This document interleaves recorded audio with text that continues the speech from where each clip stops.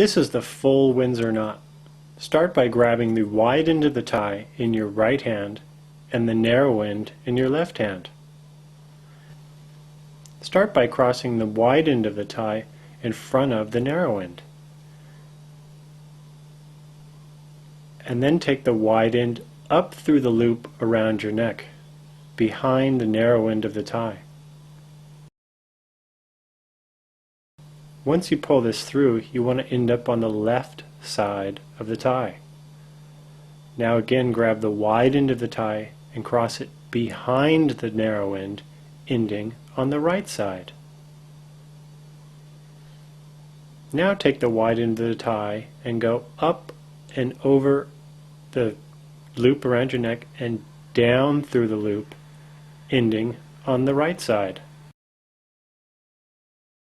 Now cross the wide end in front of the narrow end and come up and under the loop around your neck. And then once you pull the tie out, now come down through the loop in the front of the tie. To successfully tie this tie, it's best to keep all these motions with the tie being snug, so that your knot stays small and concentrated.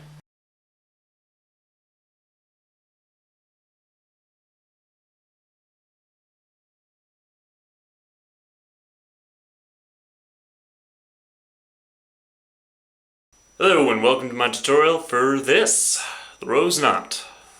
Something that I came up with after trying to find something that didn't just look like a triangle. Let me show you how it's done. The first step is to pop your collar and get a tie, as with any tie knot. The next is to bring the tie so that the fat end rests at your waist. I don't think you can see that, but trust me, it's there. Then you want to put a dimple in it, like so, and you're ready to go. And this is because this tie is a little different, so much as you actually have to wrap around the thin end, as opposed to the, where'd it go? The fat end, here. So you just saw the first move here, and that is to just bring it around like that.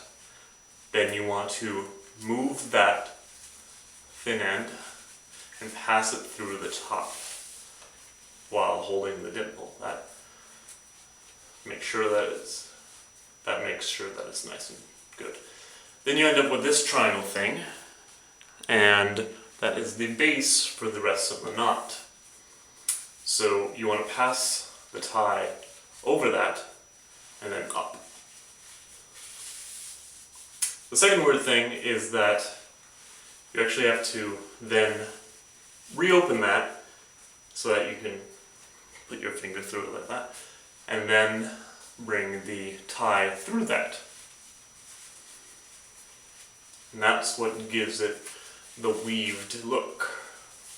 Take the thin end that you just passed through here, as you can see, and bring it back down through the hole in the back. Now you're going to need to tighten this mess up, and the way you do that is that you pull down on the right side of the triangle. That brings in this here. And then you want to pull up from the top of the triangle, and that brings in that. You may need to do that a couple of times, but it's fairly quick. Alright, then you're left with that here, which looks good in its own right, but unfortunately we have this hanging off and we can't just leave it here. So what we're going to do is open up a loop, do the same basic principle as before, and pass it through. This time we bring it straight down. Now you're left with something like that, with this hanging off the left side. Now we can't just leave it here because it's right in the way. So what we're going to do is, instead of passing it down, is we're actually going to hide it inside our collar by hiding it behind the rest of the tie. Just put it there, and as you can see, it holds itself fairly well. So if you happen to be moving a lot, during the night, that's not going anywhere. So once you're like that, you're pretty much golden. You bring down the collar, and there you have the rose knot. Now to adjust this, you want to pull on the fat end, and that brings it up here. And most of the time you're going to be ending up with something kind of like what I have here, where it's all wrinkly. Now one way you can get rid of that, or at least help get rid of some of it, is to get a headphone jack and just put it in there, just slide it around, trying to flatten it out. As you can see, it's just a little bit better. And another thing you can do is put your thumb on the back and support the knot on all three of its sides with your fingers and push forward, and that plumps it up and that fleshes out any of the remaining bumps. Well, at least most of them. It's never going to be perfect, but you can get pretty darn close. So now you put it in your vest, or just let it drape inside your jacket, and there you go. That there is how you tie the rose knot. Thanks for watching. Hello, my name is William Coe, and I'm going to show you how to tie the scrunchie or wedding cravat. First off, do up your top button on your wing collar shirt. Could be a standard wing or a deep wing, depending on how you want to wear it. Now, it goes round the collar, and roughly where one of the blades comes up and fattens out, that should be level with one of your top button. And then it's very straightforward. You take one end over the other, round the back, round the front, come up from the back, pull all the way through. Try not to pull the knot too tight, because you want a nice big ruffled knot. You take the shorter blade, push it through the front, pull down, and then just pull up to cover your top button. You might need to look in the mirror at this point or get someone to help you. And don't worry about the blade lengths, because they'll all be tucked under the waistcoat that will come up at least to here. All we're interested in doing is making sure we've got a nice, rich, large knot that covers your top button and makes the whole scrunch look attractive. And there we go. Hello, my name is William Coe, and I'm going to show you the easy way to tie an adjustable bow tie. All bow ties, or most bow ties, are adjustable. So the easy way to tie it in the first instance is to let it all the way out, and you'll see why as we go through the demonstration.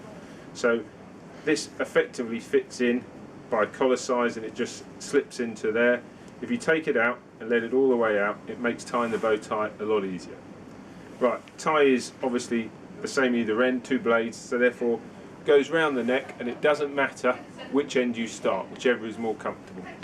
So where the blade, you make sure that's not twisted, where the blade comes onto the tie, bring that by your top button.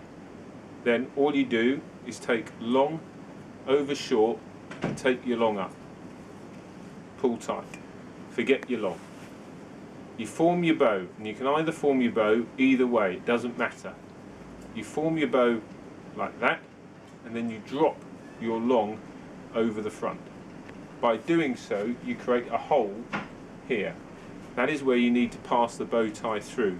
You've got a single on this side and a double on this side. So all you want to do is get to the other double behind the single and through the hole. The double is here, and you create that by putting your finger into the blade and you pull through. Now I've done all of this by touch because it's easier to do it by touch rather than to do it in the mirror, because obviously in the mirror everything is the wrong way around. I then got single, double, double, single. You then have a little play to make sure you're happy with the shape of your bow tie, which feels, without looking in a mirror, about right. I then pull down here to tighten. I've then got the tie, and all you need to do then is to tighten it, and the easiest way to do that is to get someone just to come in and tighten it on the inside again to bring it tight, so it's tight to the top button, and they can flick it in that hole for you, and then you've done it.